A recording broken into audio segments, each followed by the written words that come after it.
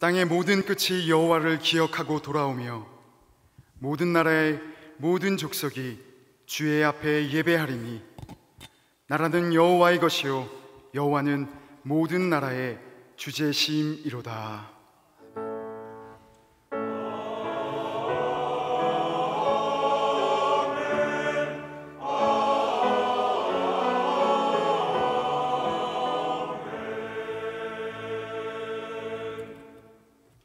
우리 다 함께 세상 흔들리고 찬양하심으로 주님께 나아가시겠습니다.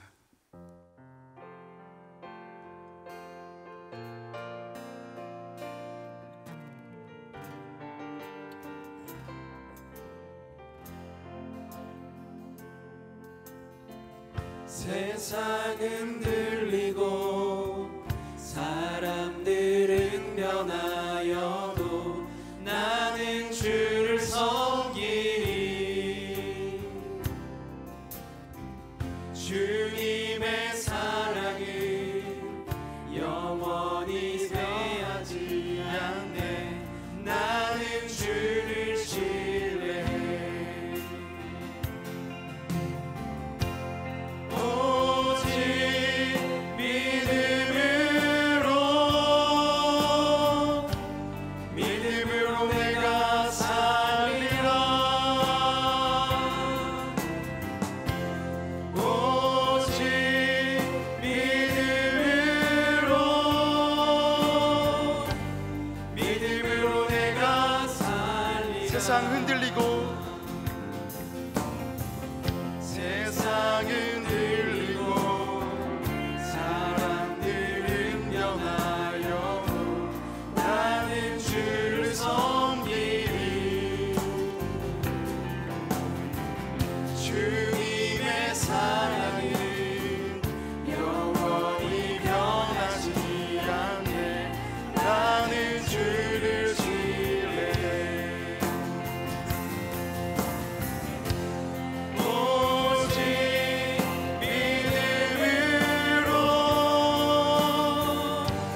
믿음으로 내가 살리라. 오직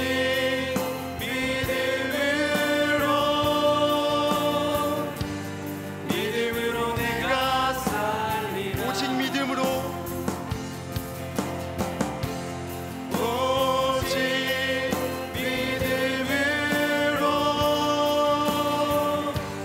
믿음으로 내가 살리라. 오직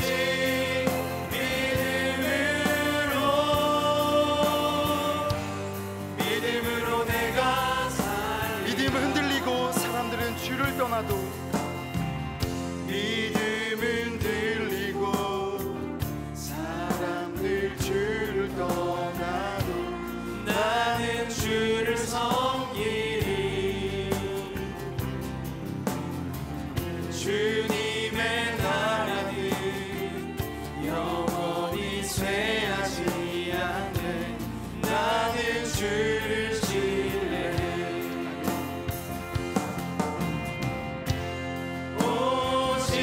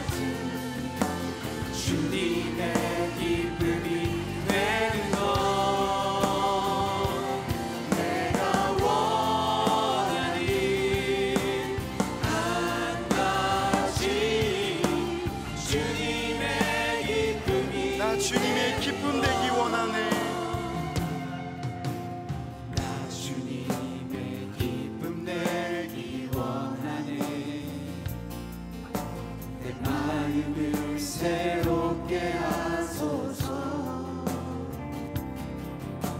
새 부대가 되게 하여 주사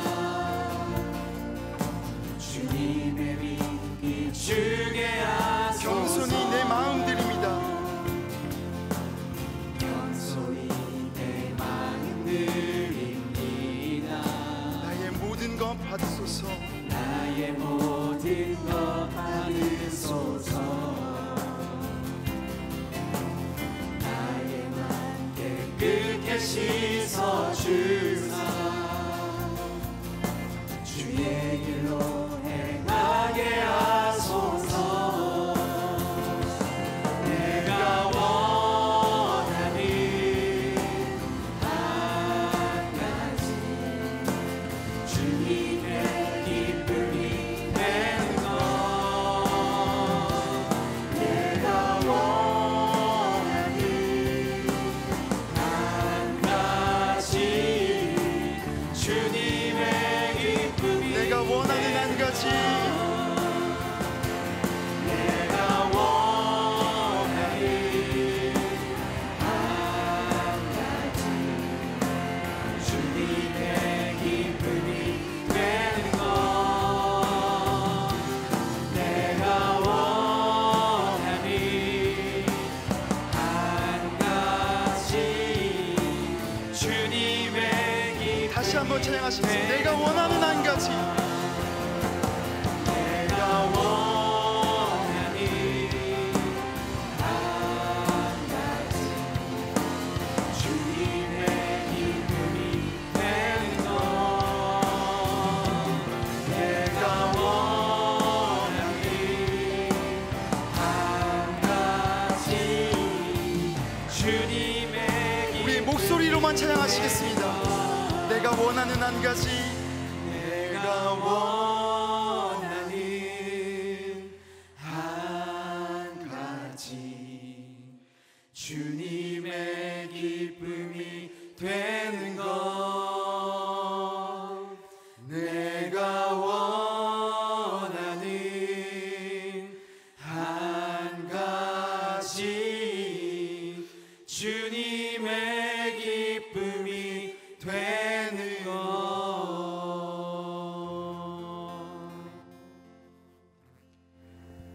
김홍철 집사님께서 기도하시겠습니다.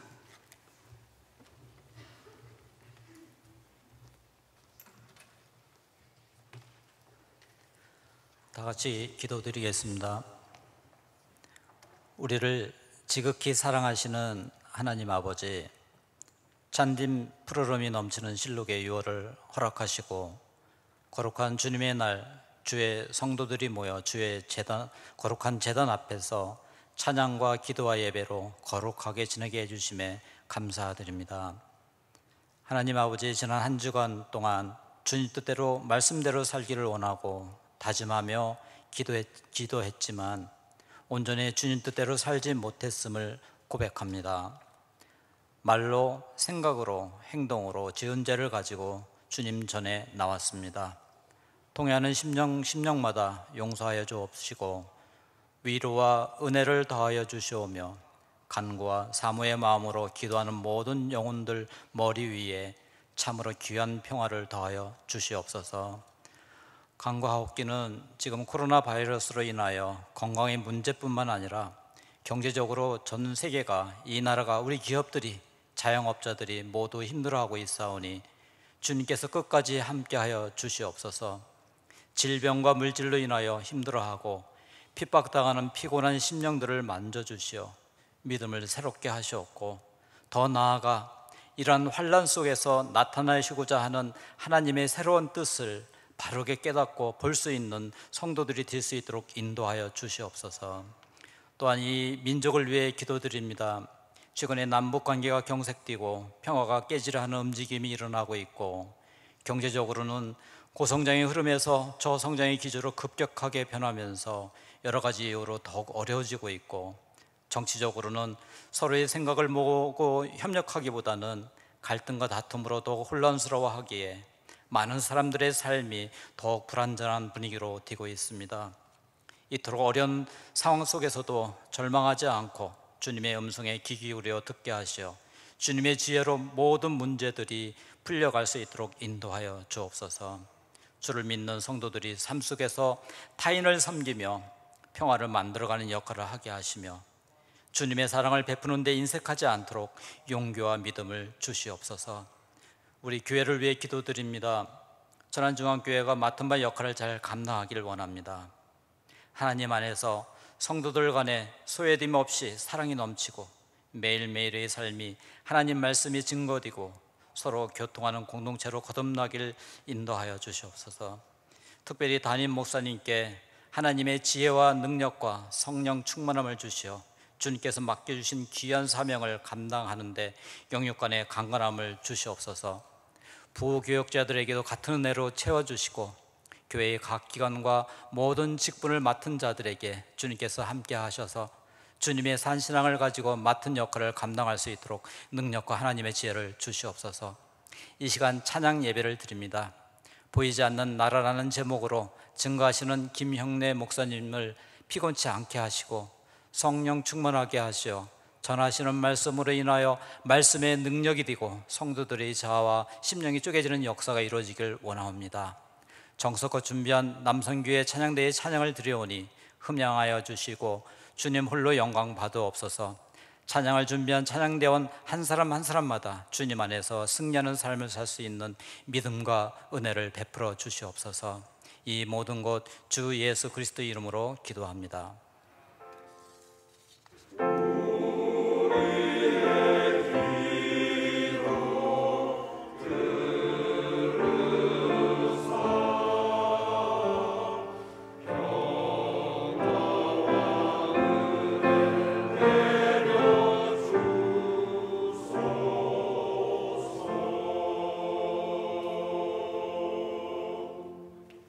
찬송가 357장 부르시겠습니다.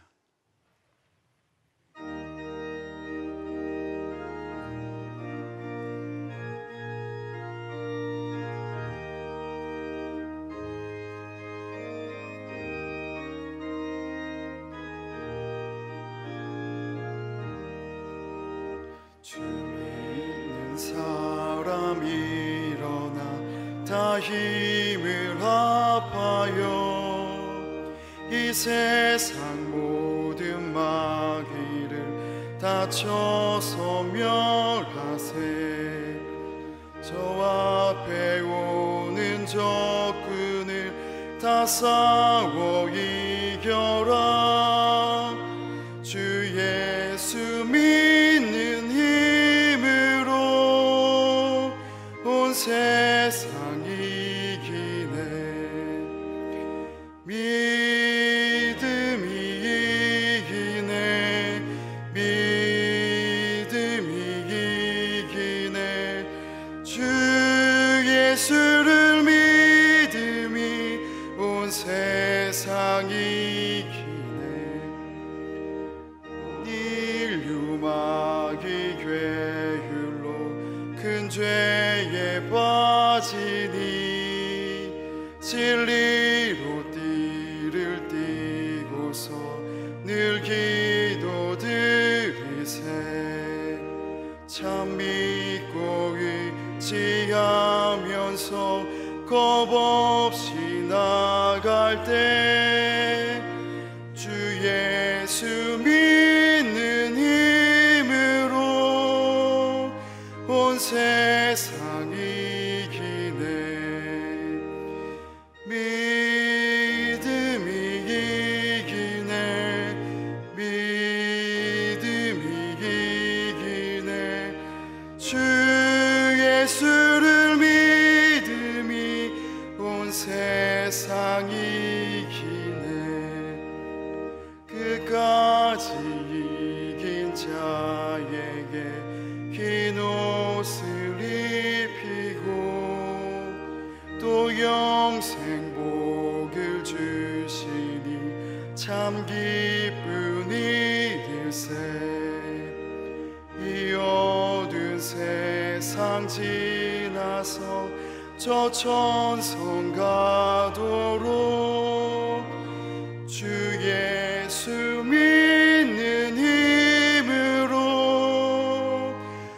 세상 이기네. 믿음이 이기네. 믿음이 이기네. 주 예수를 믿음이 온 세상 이기네. 이 시간 우리에게 주시는 하나님의 말씀은 누가복음 17장 20절에서 37절까지의 말씀입니다. 제가 가진 성경으로 신약 124쪽입니다.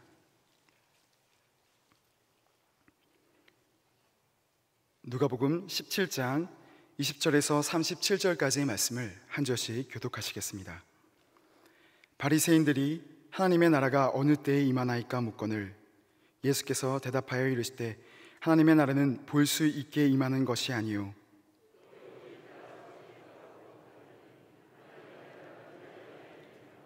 또 제자들에게 이르시되 때가 이르리니 너희가 인자의 날 하루를 보고자 하되 보지 못하리라.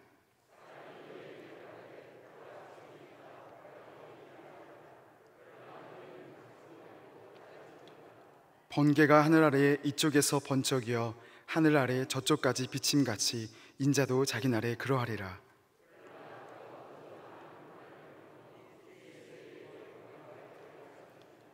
노아의 때에 된 것과 같이 인자의 때에도 그러하리라.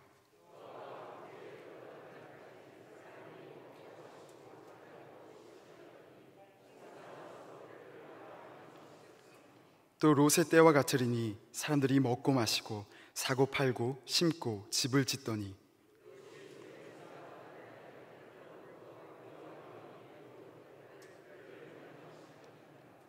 인자가 나타나는 날에도 이러하리라.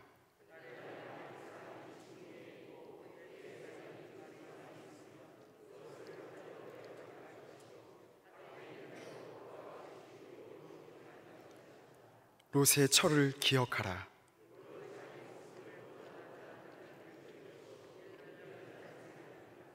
내가 너희에게 이르노니 그 밤에 둘이 한 자리에 누워 있음에 하나는 데려감을 얻고 하나는 버려둠을 당할 것이요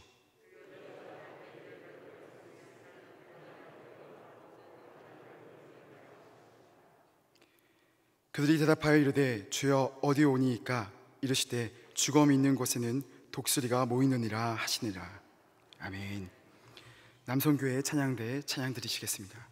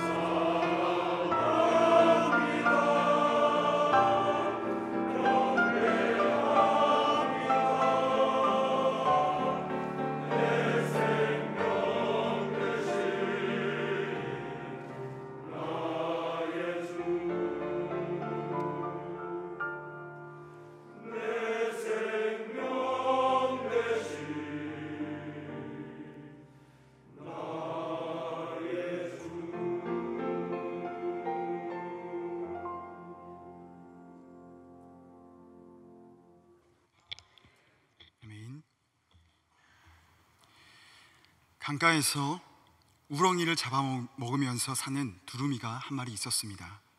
그런데 하루는 못 보던 하얀 새 한 마리가 강가로 날아들어 왔습니다. 두루미가 그 새에게 물었습니다. 넌 어디에서 오는 길이니? 그러자 그 새는 자기는 천국에서 왔다고 말했습니다. 천국이라는 곳이 정말 존재하는구나.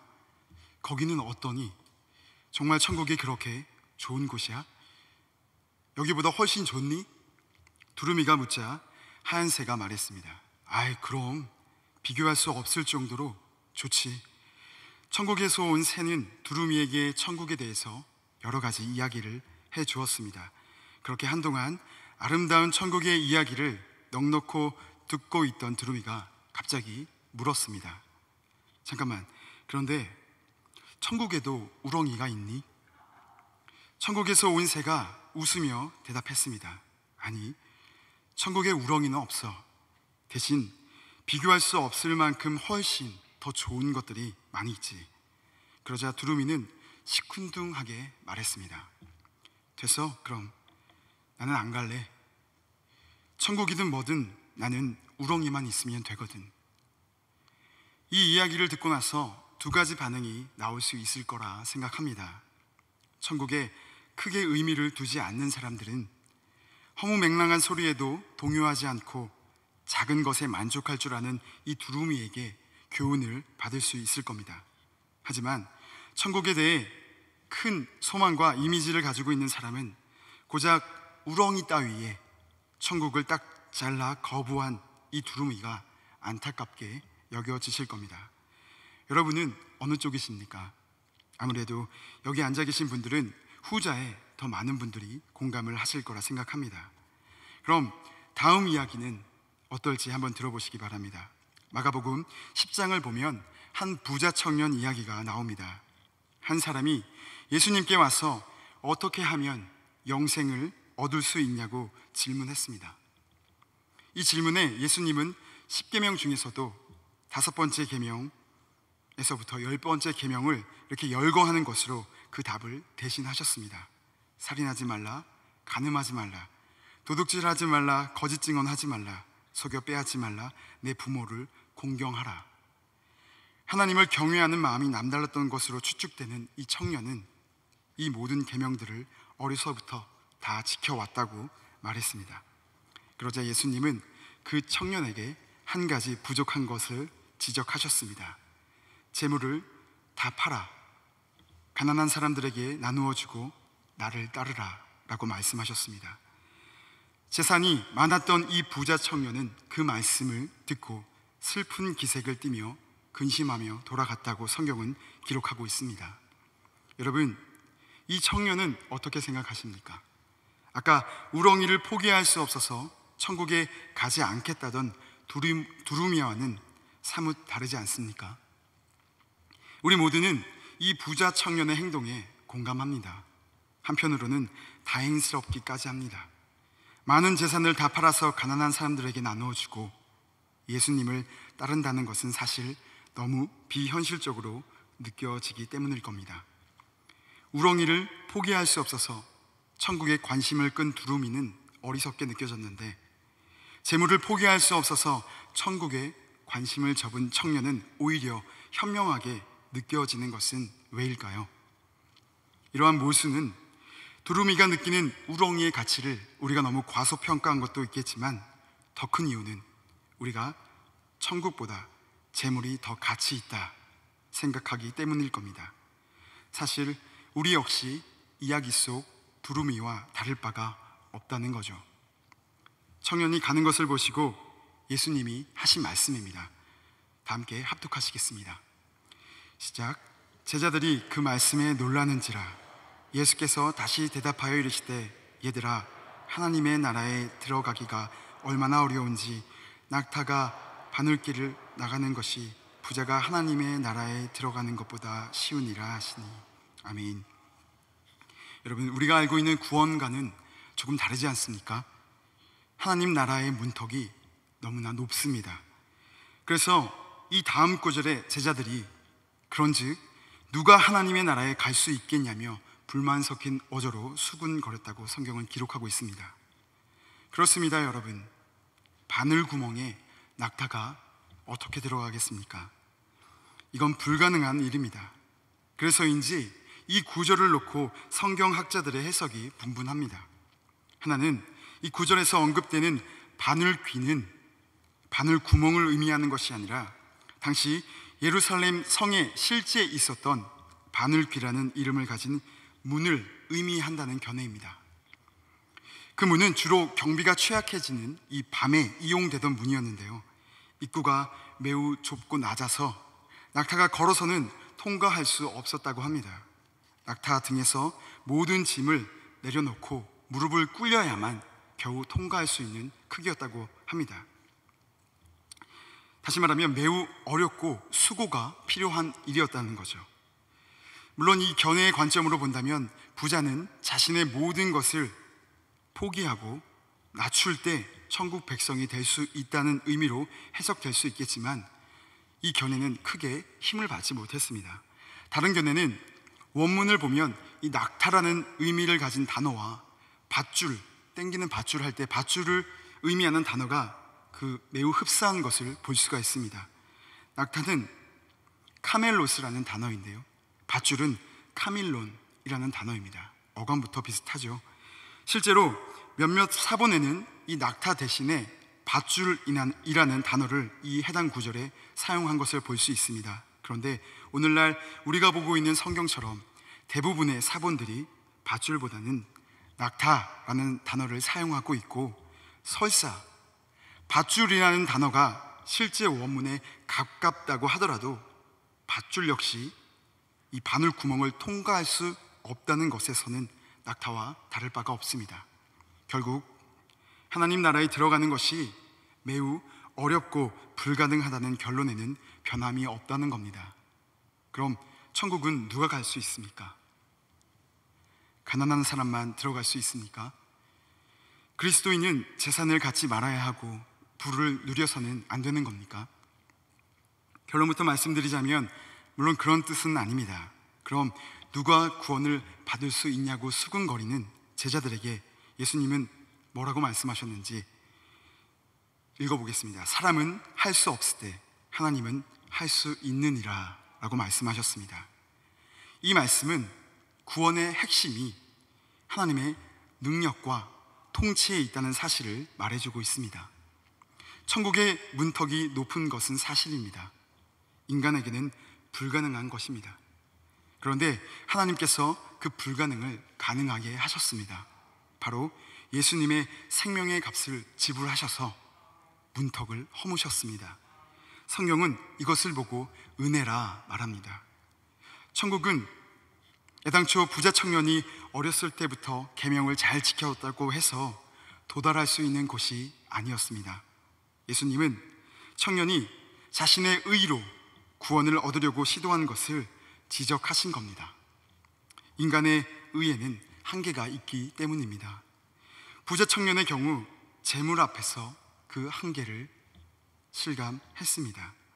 결국 하나님의 나라는 특정 장소이기 이전에 하나님의 능력 그 자체임을 의미합니다. 하나님의 나라 백성은 그 능력 안에서 다스림을 받는 사람들입니다. 하나님의 능력을 누리는 사람들이 바로 하나님 나라 백성입니다. 다시 말씀드리지만 죄인이 천국에 들어가는 것은 불가능합니다. 창조주이신 하나님을 잃어버린 모든 인간은 죄인입니다. 그래서 우리가 천국에 가는 것은 불가능했습니다. 그런데 그 불가능을 가능하게 하는 한 길이 열렸는데 바로 예수 그리스도라는 길입니다. 길이신 예수 그리스도를 믿으면 그 길을 통과할 수 있습니다. 이것이 복음이고 이것이 하나님의 능력입니다. 그런데 우리가 갈 수 없었던 곳에 길이 열린 것과 그 길을 통과하는 것은 다른 문제입니다. 길이 열린 것을 하나님의 은혜라고 한다면 그 길을 통과하는 것은 우리의 믿음이라 할 수 있습니다. 예를 들어서 여러분 정말 가보고 싶으신 나라들 한 하나쯤은 다 있으시지 않습니까? 지금은 코로나19로 해외여행이 거의 불가능하지만 이 코로나 바이러스가 아예 없다고 가정을 해봅시다.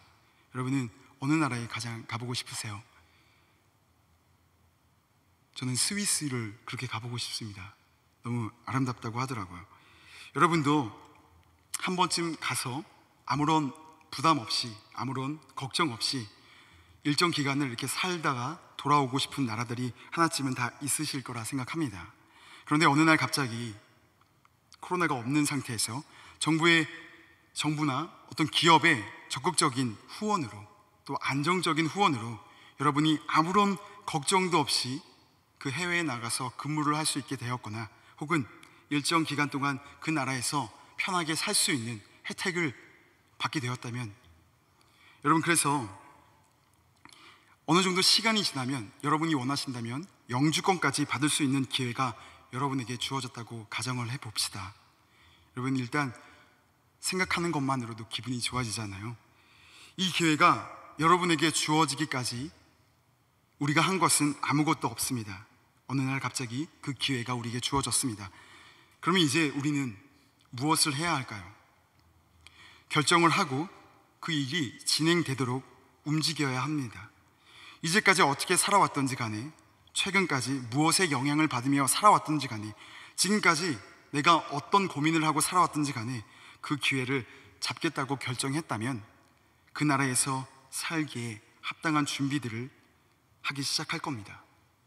좋은 기회가 왔지만 가만히 이전처럼 살아간다면 그 기회를 잡을 수도 누릴 수도 없습니다. 만약에 그 기회를 포기한다면 이전처럼 살아도 상관이 없겠지만 말입니다. 요점은 구원의 길이 열리기까지 우리가 한 것은 없지만 그 은혜를, 또 그 능력을 온전히 누리려면 그에 합당한 삶의 자세가 요구되고, 성경은 그것이 예수 그리스도를 믿고 의지하는 삶이라 말합니다.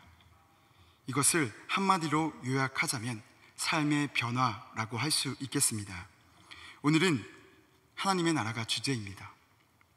오늘은 특별히 그 하나님 나라에 관련해서 두 가지 이 키워드에 집중을 해보고자 합니다. 하나가 조금 전에 말했던 하나님의 능력이고, 또 하나는 삶의 변화입니다. 오늘 본문을 보면 바리새인들이 예수님께 하나님의 나라가 언제 임하냐고 질문을 했습니다. 사실 이 질문은 신앙적인 질문이 아니라 예수님이 이전에 하신 말씀을 비꼬는 질문들이었습니다.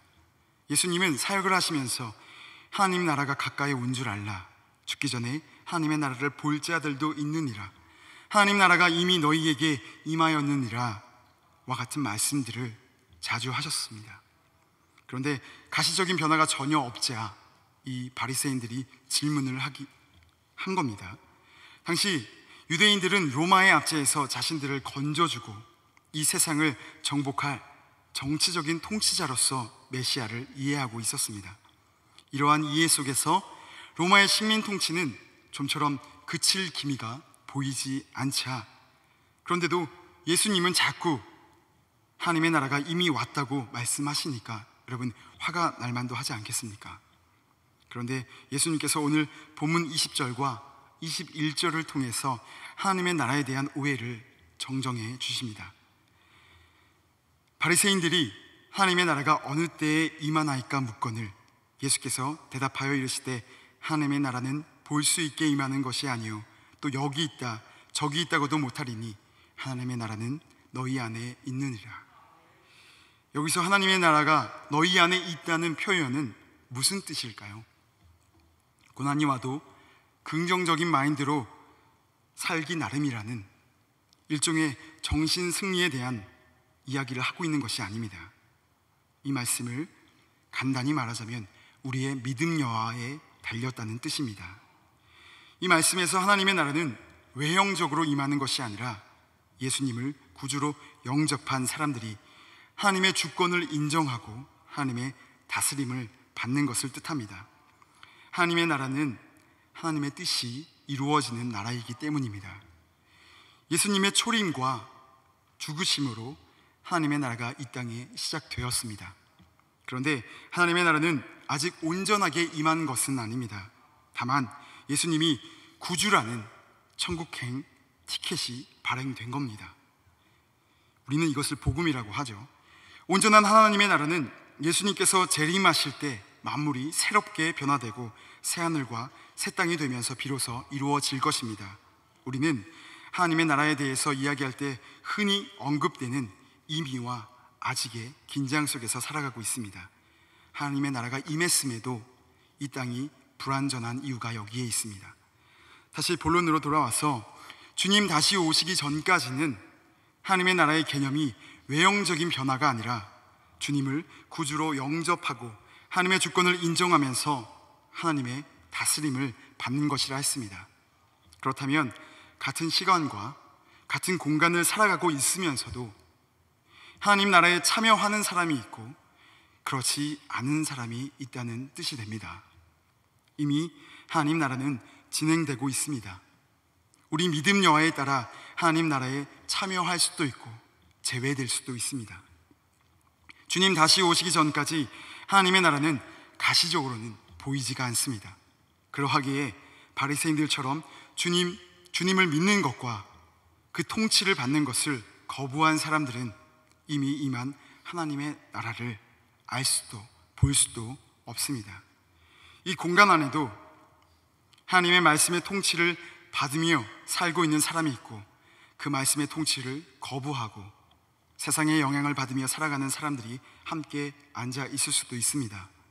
저의 목사라는 직분이 하나님 나라의 백성임을 보증해 주지 못합니다. 주일마다 예배당에 나와서 우리가 1시간 남짓 앉아 있다가 가는 것과 기계적으로 드리는 우리의 헌금이 하나님 나라의 백성됨을 보증해 주지는 못합니다.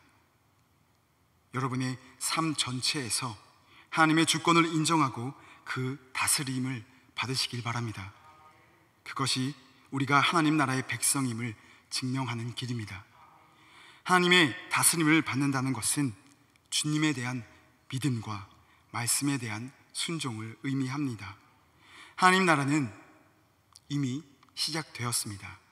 저를 포함하여 혹시라도 이 자리에 세상에 더 많은 영향을 받으며 기계적으로 신앙생활을 하고 계시거나 종교 행위 수준으로 머물러 계신 분들이 계시다면 회개하셔야 합니다.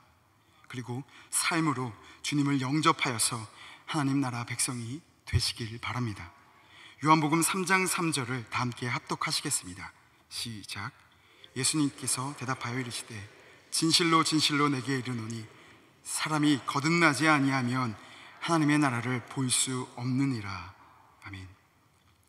소설가 김영하 씨의 빛의 제국이라는 장편 소설이 있습니다. 그 소설을 보면요, 북한에서 난파된 이 고정 간첩의 이야기를 다루고 있습니다. 주인공 김기영은 북한에서 난파된 간첩이었는데 10년 동안 아무런 지령을 받지 못했습니다. 북한이 이 경제난으로 공작금을 제대로 보내주지 못했기 때문입니다. 그는 아무런 지령도 없이 10년간을 살아가면서 어느새 자기가 간첩인지도 잊어버렸습니다. 그러던 어느 날 10년 만에 북한에서 지령이 내려왔습니다. 지령의 내용을 열어보니 당장 내일까지 북한으로 올라오라는 것이었습니다. 그러자 김기영의 고민이 시작됩니다. 지난 10년간 남한 생활은 정착 단계를 지나서 뿌리를 내리고 있었습니다. 그런데 다시 이 모든 것을 뒤로하고 북으로 올라가야 하는가, 아니면 이 지령을 무시하고 여기서 살아야 하는가? 간첩은 보낸 국가에서 하라는 지령에 따라 움직이는 것이 마땅합니다. 하지만 지령 없이 10년간 살아오면서 평범한 가정을 꾸려왔고 이런 가정의 가장으로 행복을 맛보며 살다 보니 자신의 간첩됨을 부인하고 싶어졌습니다.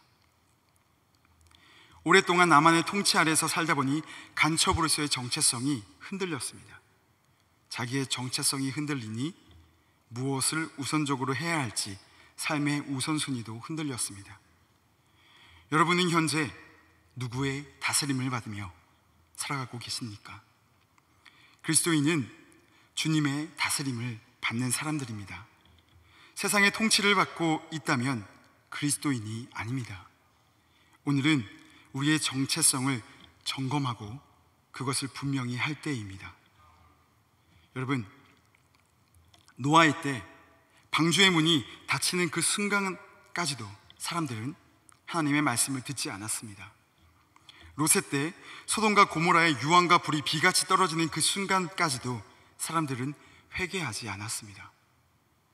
여러분, 오늘 성령께서 깨달음을 주신다면 지금 즉시 회개해야 합니다. 지금 돌이켜 노아와 함께 방주에 타지 않으면, 지금 돌이켜 롯과 함께 소돔과 고모라를 떠나지 않으면 우리도 주님 다시 오는 그 날까지 아무렇지도 않게 먹고 마시고 사고 팔고 시집가고 장가가며 집 짓고 살아가는 것이 이 세상 전부인 양 살아가게 될지도 모릅니다. 익숙한 삶의 방식과 세속적인 관심에 매몰되어 있으면 다가오는 하나님의 나라를 준비할 수가 없습니다. 그러나 순종하는 자 안에 이미 하나님의 나라는 존재합니다. 이것이 하나님의 나라는 너희 안에 있느니라 라는 말씀의 의미입니다. 한편 주님이 다시 오실 때, 다시 말해 하나님의 나라가 온전히 임할 때 내가 혹시 알아차리지 못하면 어쩌나 염려하시는 분들이 계시다면 걱정하실 필요가 없습니다. 주님이 재림하실 때는 초림 때와는 달리 그 나라가 찬란히 임하는 것을 모든 사람이 육신의 눈으로 동시에 볼 것이라고 성경은 기록하고 있기 때문입니다. 그날에는 믿는 성도들뿐 아니라 예수님을 믿지 않던 사람들도 심판을 받기 때문에 모두가 하나님의 나라를 보게 될 것입니다. 그러니까 주님이 여기 재림하셨다, 또 저기에 재림하신다 라는 말에 동요하지 말라고 오늘 본문이 말씀하고 있는 겁니다. 더불어 주님 다시 오시는 시기에 관해서는 아무리 성경을 근거로 정교하게 풀어낸다고 할지라도 다 거짓말입니다. 그때는 예수님도 모르시고 오직 하나님만 아신다고 성경이 이미 못을 박았기 때문입니다.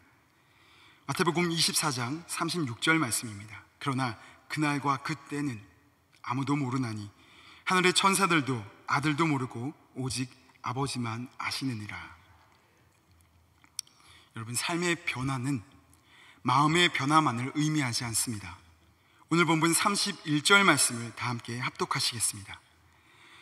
그날에 만일 사람이 지붕 위에 있고 그의 세간이 그 집 안에 있으면 그것을 가지러 내려가지 말 것이요 밭에 있는 자도 그와 같이 뒤로 돌이키지 말 것이니라.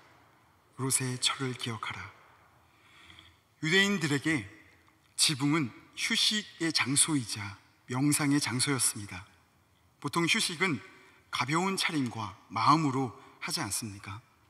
그런데 만약 지붕 위에서 편하게 휴식을 취하고 있는 그때에 마지막 날이 임한다면 금전적으로 가치 있는 물건들은 집 안에 있다 할지라도 그것들을 가지러 내려가지 말라고 경고하고 있습니다.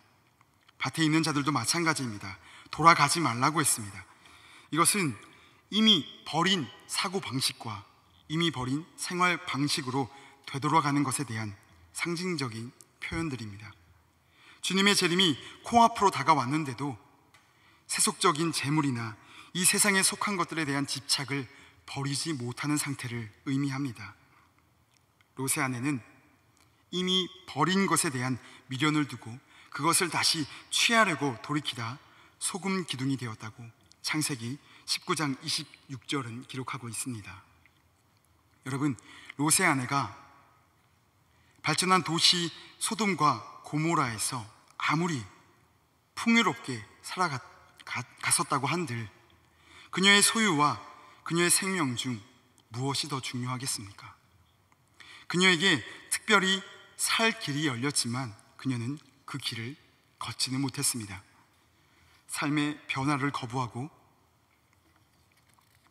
익숙한 삶의 애착을 가졌기 때문입니다. 14세기 벨기에에 레이몬드 3세라는 왕이 있었다고 합니다.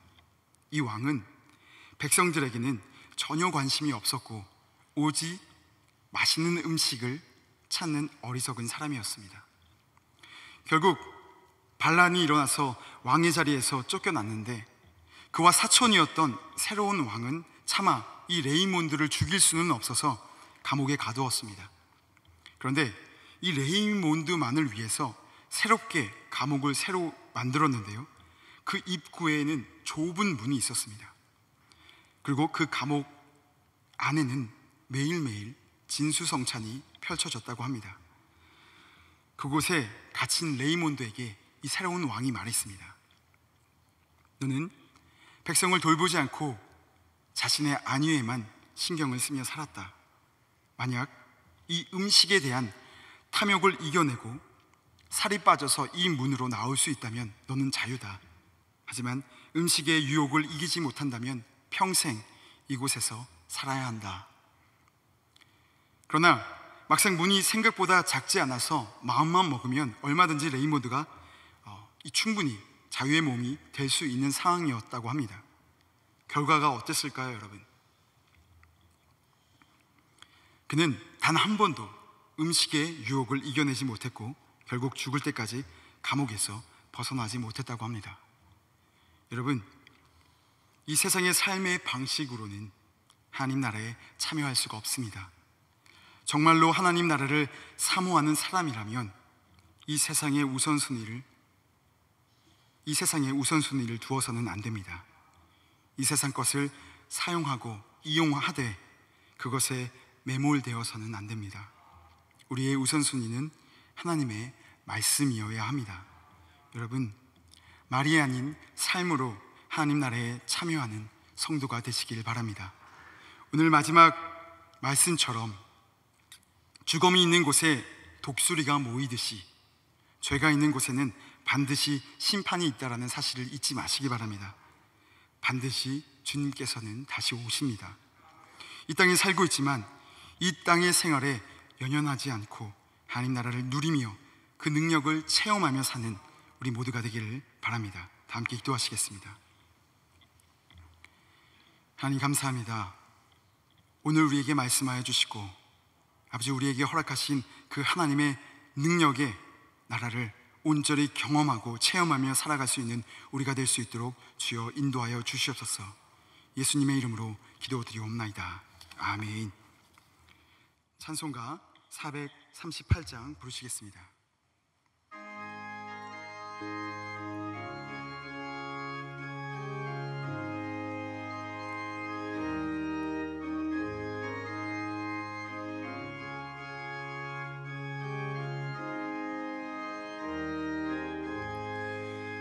내 영혼이 종입어 중한 죄짐 벗고 보니 슬픔 많은 이 세상도 천국으로 화하도다.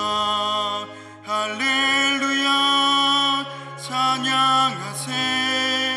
내 모든 죄 사함받고 주 예수와 동행하니 그 어디나 하늘나라 주의 얼굴 뵙기 전에 멀리 뵈던 하늘나라 내 마음속에 이루어지니 날로 가깝도다. 할렐루야 찬양하세. 내 모든 죄 사함받고 주 예수와 동행하니 그 어디나 하늘나라 높은 산이 거친들이 조막이나 궁궐이나 내 주 예수 오신 곳이 그 어디나 하늘나라. 할렐루야 찬양하세. 내 모든 죄 사함받고 주 예수와 동행하니 그 어디나 하늘나라 목사님 나오셔서 교회 생활 말씀하시겠습니다.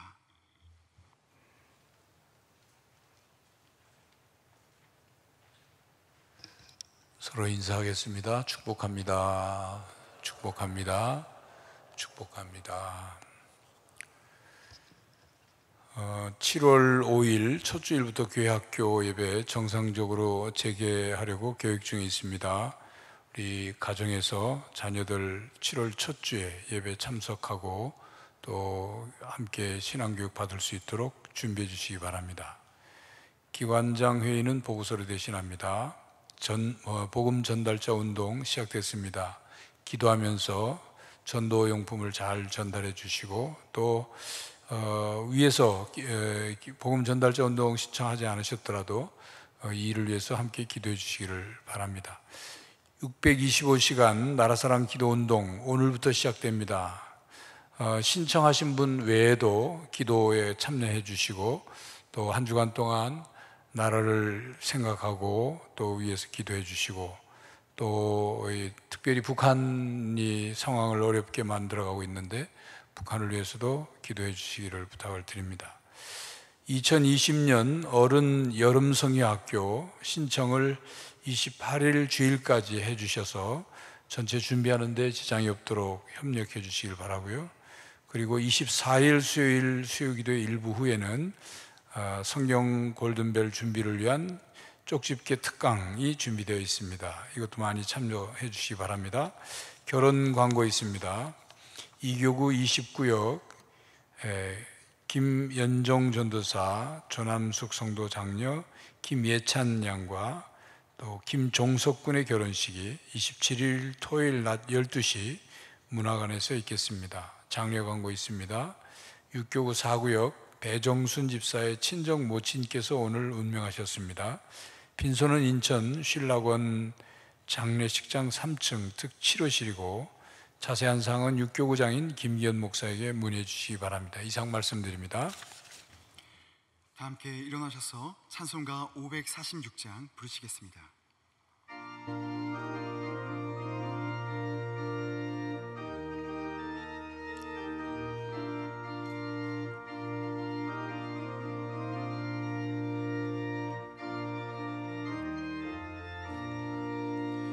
주님 약속하신 말씀 위에서 영원토록 주를 찬송하리라.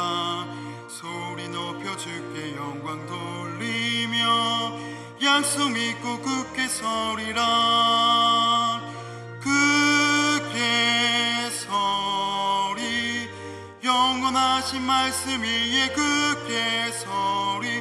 굳게 서리 말씀 위에 굳게 서리라. 주님 약속하신 말씀 위에서 세상 염려 내게 염습할 때에 용감하게 힘써 싸워 이기며 약속 믿고 굳게 서리라. 굳게 서리 영원하신 말씀 위에 굳게 서리. 굳게 서리 그 말씀 위에 굳게 서리라. 주님 약속하신 말씀 위에서 영원하신 주의 사랑 힘입고 성령으로 힘써 싸워 이기며 약속 믿고 굳게 서리라. 굳게 서리 영원하신 말씀 위에 굳게 서리.